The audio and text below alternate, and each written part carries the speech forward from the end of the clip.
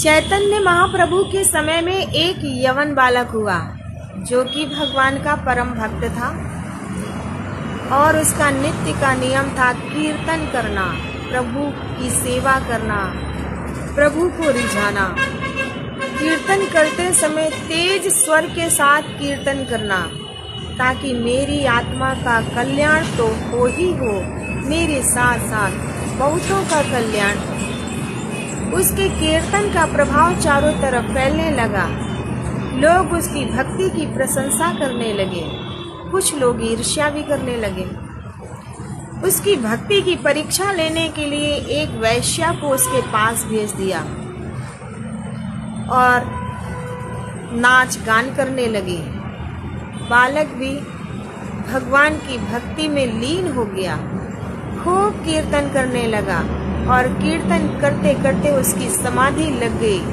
3 दिन 3 रात इतना अखंड कीर्तन किया कि प्रभु की भक्ति के प्रेम के आंसू उसकी आंखों से झरझर बहने लगे।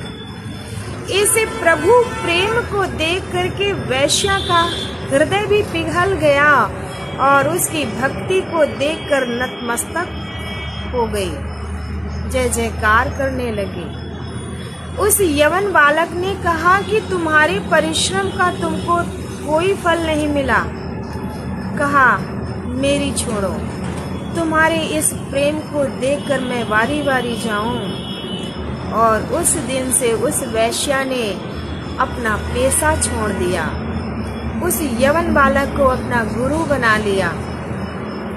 बाकी की जो संपत्ति थी वो सब साधु संतों की सेवा में लगा दिया, भगवान का कीर्तन करने लगे। यवन लोग थे, हरिदास की भक्ति को देख करके ईर्ष्या कर रहे थे कि मेरे जाति के विरुद्ध ये कार्य कर रहा है। न्यायालय में जाकर के रिपोर्ट दर्ज कर दी और हरिदास को बुलाया गया। पूछा, क्या तुम ऐसा करते हो? हाँ। तो तुम ये बंद क्यों नहीं कर देते? कहा, जो हृदय में बस गया है मैं उसे कैसे निकाल सकता हूँ। हाँ, ये बात तो सही कही तुमने कि जो बसा हुआ है उसे निकाला नहीं जा सकता।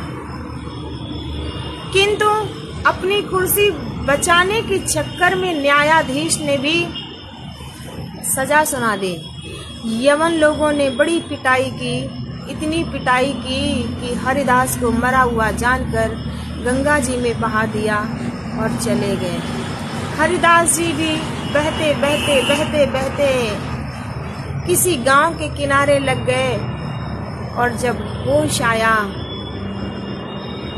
तो वहीं उसी गांव में कुटिया बना करके रहने लगे, भगवान का कीर्तन करने लगे।